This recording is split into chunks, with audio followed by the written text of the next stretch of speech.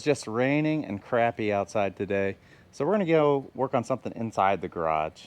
We got a whole bunch of thunderstorms that just keep rolling through. It's almost like it's springtime here, even though it's August. We got the old Lincoln Ranger 8 generator welder here. If you paid attention and watched the previous videos, we used it on the fence project that we were working on. And I'm kind of embarrassed to say we have yet to service this. We bought this thing used. It was had a few issues. We just tried using it, hoping that some of those issues will work themselves out. Some of them have, but she does need some attention. So it's raining.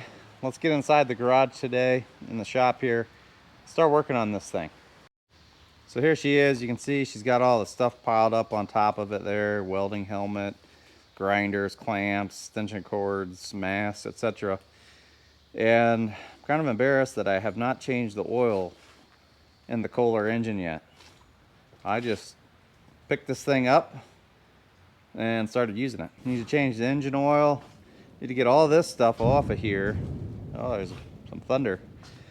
Need to get all that stuff off the top here. We need to get the panel off, get in there, try to look at the electrical connections and see if there's some corrosion in there. We also got a new electrode holder, I don't know, stinger, whatever you want to call it. This one's heavily used. The jaws are worn a little bit. Those are replaceable, but there's a strip screw here, so I just went ahead and picked up a new one. I don't know if it's the same quality as this one, but we're gonna give it a go, see if that gives us any better performance. We also have a new ground clamp. This one's seen better days, and I think the new one is a little bit more robust than this guy.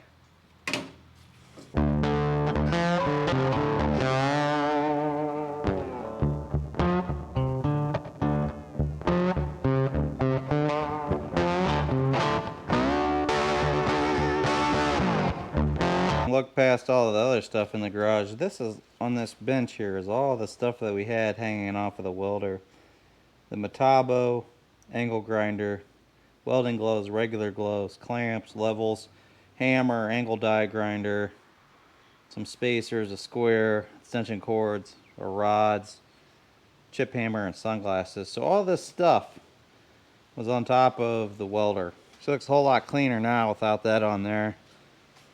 We bought it, it came with this bracket here, which has 4 different rod holders, and then you can kind of hang the cords or the leads on the ends of those.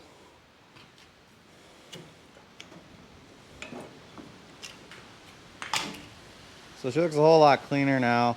We got to take this thing off so we can get in there and work on the circuit board and the electronic. It is just getting nasty out there. I'm glad we didn't try to work outside in this. Got some big raindrops coming down, lightning, thunder, winds blowing. Let's pop this thing off here. I think that's just a friction fit. I think.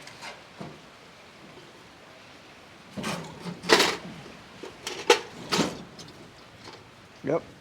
If you have a better idea for a caddy for this thing, if you've seen one on the internet or know of a good design or have any ideas, drop down in the comment section and let me know. I'd like to do something different than that little saddle caddy that was up here. It kind of scratches the unit. It doesn't really look all that good, and really all it has is a fire extinguisher, which I think is a good idea. But 4 rod holders, and I'm never going to keep my rods in those holders because they'll collect moisture and or get beat up. I always keep them in the original box or in one of my other boxes. This is kind of handy. This is just a spent rod holder. Of course, I got some that I foobarred here because I completely just, yeah. Well, this one I didn't even use. I just stepped on this one. Whoops. It is just downpouring out there. Right now we'd be working on good old Margaret if we could fit her in the shop.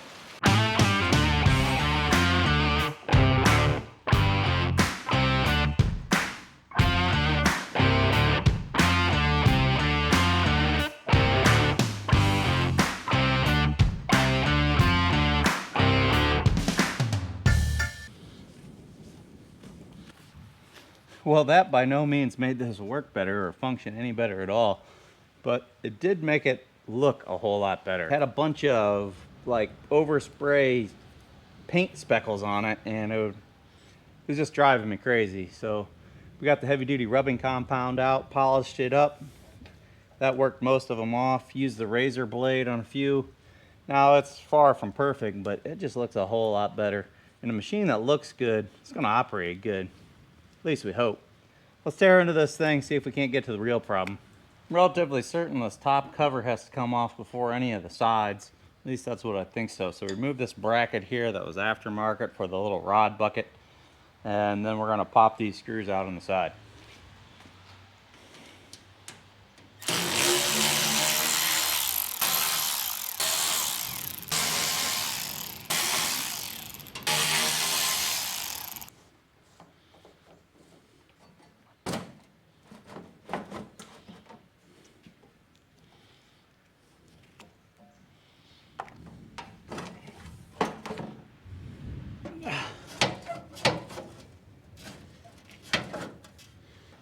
We're just gonna take the whole side off.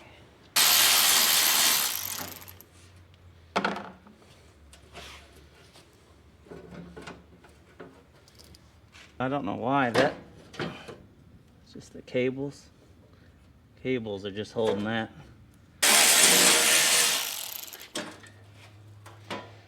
didn't want to do it. I just wanted to tip this whole front control panel down to try to get to the connections. But we couldn't do that because the wires are holding it in tight. Ended up flopping both the sides down. You can get a better look at this whole thing from a side profile view. I've never taken one of these apart, so she looks like this whole side panel removed, generator here. I believe transformers for different power windings. You can see she's a little dusty, a little dirty in here. We're gonna get contact cleaner and trying to clean all these connections as good as possible. Here's the other side. Got a capacitor there for something. Got a little bit of rust in here. Slip rings that we were talking about earlier. Cooling fan right there. So up inside here are the copper contacts, and this is the power selector.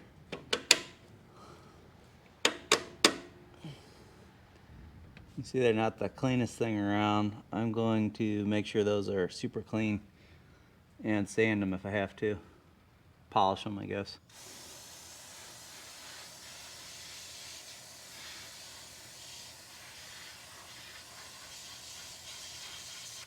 This is one of those, if I had to guess, this little box here has a bundle of wires going into it. I'm guessing the fancy electronic circuit board is inside here.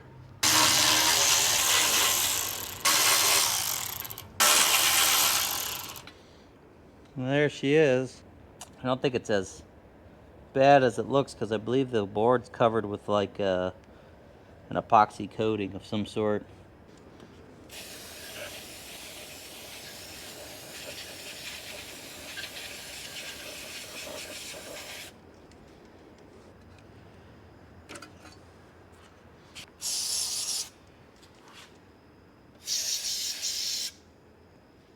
So slightly small amount on these pin connections. I don't think they're necessarily data wires per se, but crude voltage wires. I get down in here and blast a slip ring too. This guy right here is going to be the solenoid that pulls it to high and low throttle.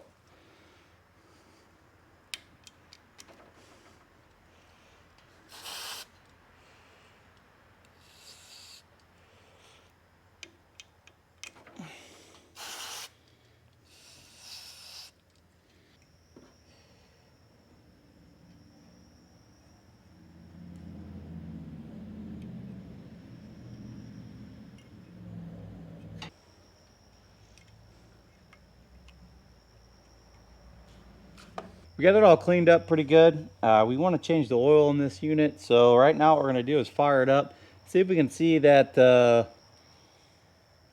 auto idle, low idle solenoid moving back and forth. Let's give her a go. Oh, that choke's disconnected.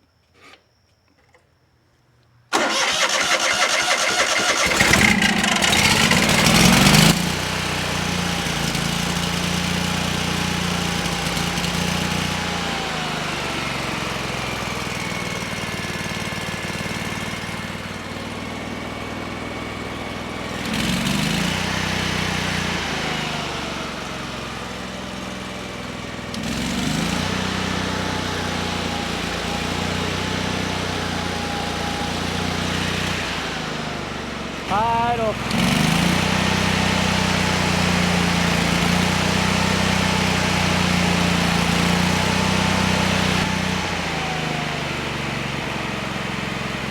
Auto idle.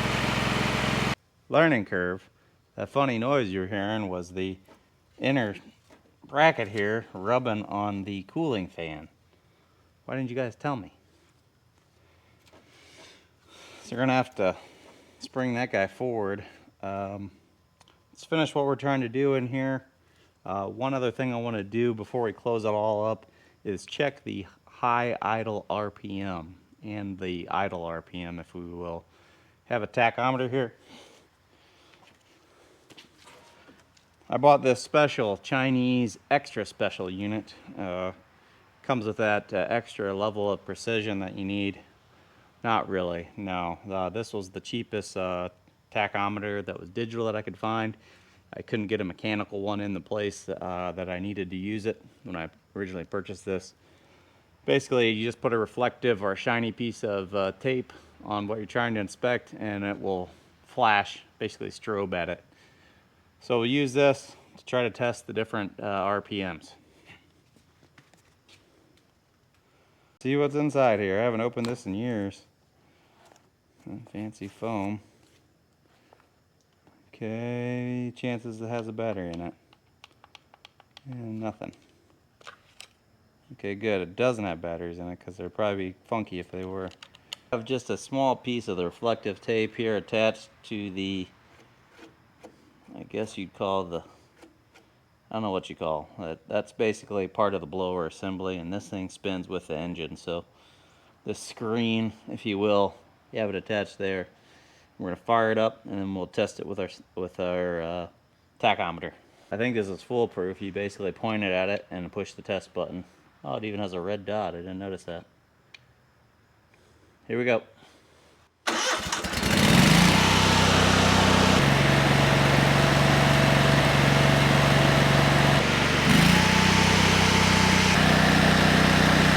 Looks like she's dialing up to about 37, 3800, give or take, and idling down to 2700, 2800. So she shifts up about 1,000 RPMs when she goes from low idle to high idle. I'll have to look at the handbook.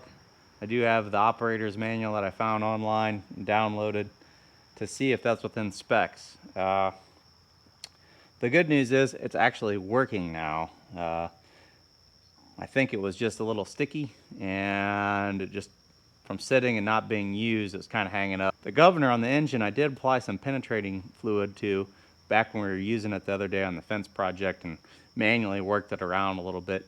I think that helped free this thing up. Scotch-Brite on them, and then I used more contact cleaner and just rotated it back and forth a lot as I was spraying contact cleaner on it. They're nice and shiny now. Hopefully that took care of any issues that we have.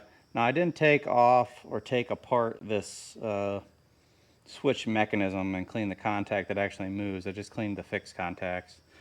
And then throughout the whole thing, cleaned it all up. I went through a whole pile of wipes, cleaning this whole thing up. I actually cleaned the fan blades to get a lot of that crusty stuff off of them. It's not perfect, but it's a lot better. And then I cleaned the top of the fuel tank. I'm really happy to find that that's plastic, because I'm working on a steel fuel tank that's kind of messed up now, and that being plastic, it's going to be good to go as long as it doesn't crack. So we got everything cleaned up as good as I think we're going to do right now. Let's get all the covers back on, get the oil changed. and test it out.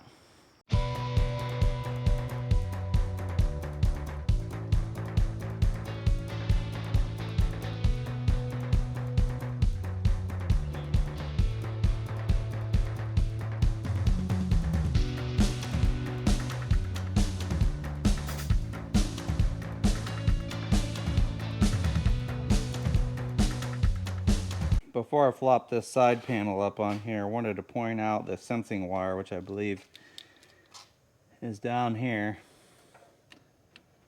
If you can see, can you see that? So there's the main lead, that's the hot lead. There's a small wire that's on top of that, or connected with that bolt down there, or nut. And that black wire, I believe, is a load sense wire. That's directly connected to your electrode positive leg here on the outside. That wire that I just pointed out will get a break in it or lose connectivity to your circuit board here, and that is the load sense wire. So when you get a load sensed on the electrode or a closed circuit, it should dial up the RPMs on this. Now I think that's working. If we had any problems, I'm hoping it was in the connection inside the circuit board here with the plug that we took apart, cleaned, and put back together. I'm not going to say it's extremely difficult to get to, but it's really buried down there. You almost have to take the side apart or come in from the bottom, which with this trailer mechanism, yeah, it's a bear to get there. I think it's okay on this, but I just wanted to point it out before we close her back up.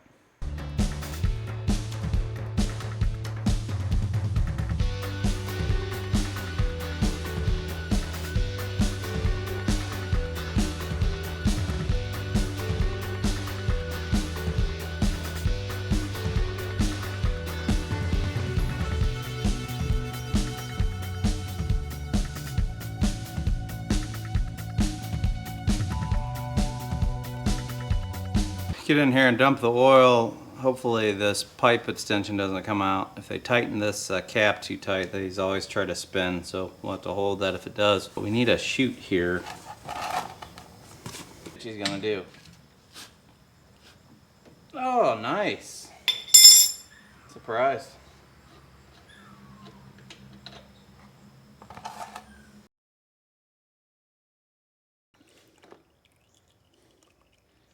This is the oil filter I'm going with. I hope it's right. This is the same one that fits my crane engine, which is also Kohler, except it's a 23.5 horse. This is a Napa Gold 1348.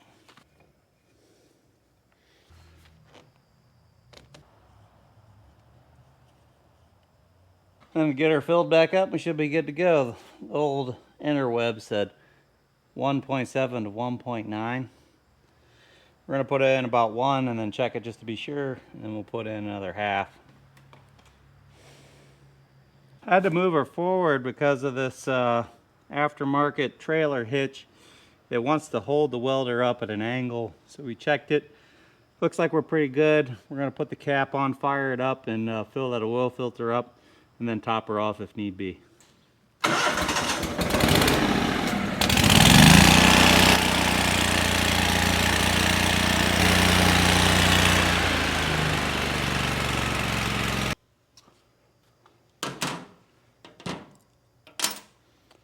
Brand new ground clamp. Brand new electrode holder. Let's get these installed. Hopefully the combination of these two will help for a much better welding experience.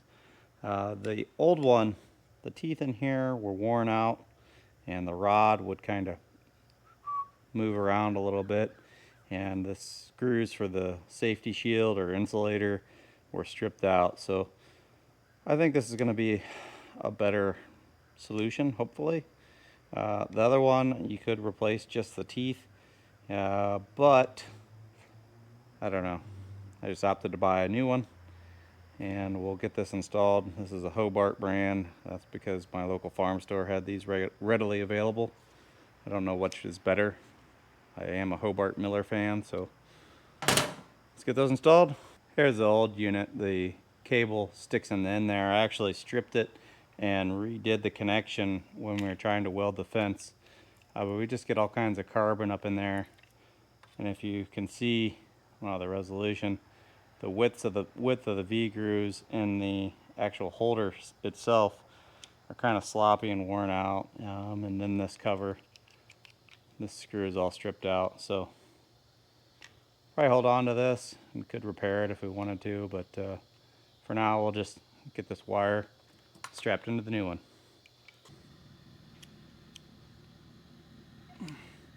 Gee whiz, seeing the size of that kind of makes me feel like I should have a bigger set of leads on this. I think these are 2-aught. Slide our end up, and new electrode holder installed. Now I gotta get the ground clamp in.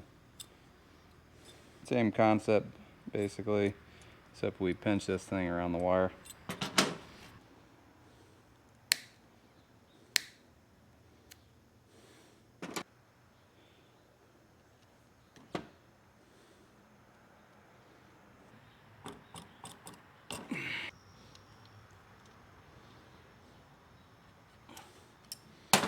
All right. I think that's going to give us a way better ground connection. I hope. I removed the main electrode post here on the positive side. Didn't really like how this was smashed in there like that. I mean, it appears like it's a good solid connection. It's not loose or anything. I just wanted to redo it. Unfortunately, I have 2-aught, which this is not 2-aught, but 2-aught copper to 3/8 I, or I have number 2 to 3/8 I, but the eyelet's just so small, and by the time I drilled it out for this bigger connection, I wouldn't have any material left in the tab. So we're gonna have to leave it like this until we can get a new end.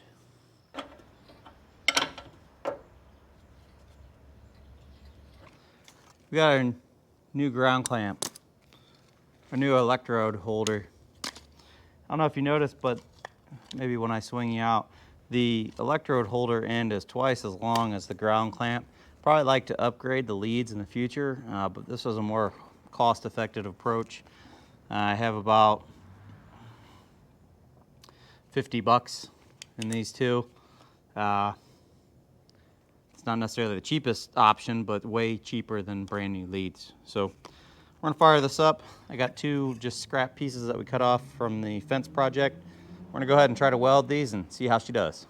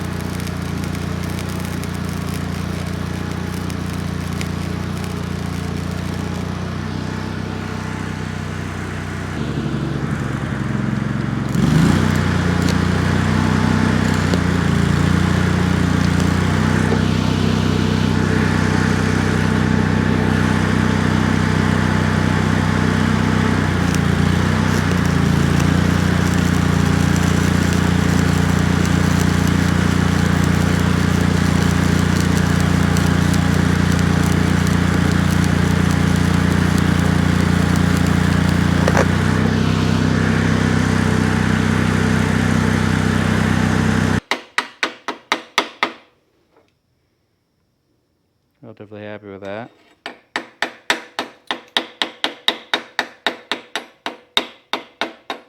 Burned through on the end of that one. I don't know if you caught it previously or not, but I mentioned it in the video.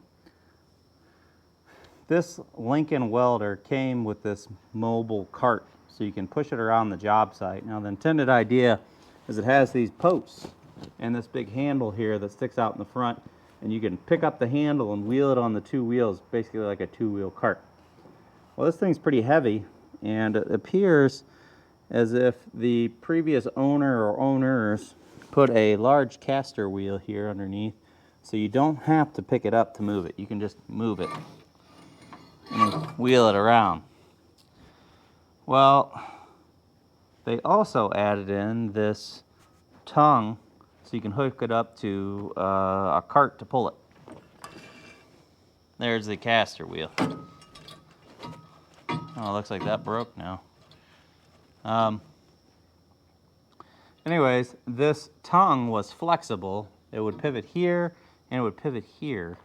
And what would happen is if you hook this to your tow vehicle, it could flex up or down, and basically this thing rolls around on this hard caster wheel. Well, if you can tell, it's all wanged underneath. Like so, and this mechanism here is bent down. That's largely because I think this was towed off-road or, you know, on even surface, and this wheel caught something and then just tried to fold under. So this setup is no good. We're gonna have to do something different. Right now I enjoy using this. What I did temporarily was weld this tongue to itself so it couldn't articulate anymore, and when you hook it to the tractor, well, it did at any point, at any rate, it did lift up the front of the welder so the caster wheel would be off the ground, and the arms that it was supposed to originally sit on were off the ground. So I need to get in here and tack weld these again because they are broken, so we can use it on the tractor.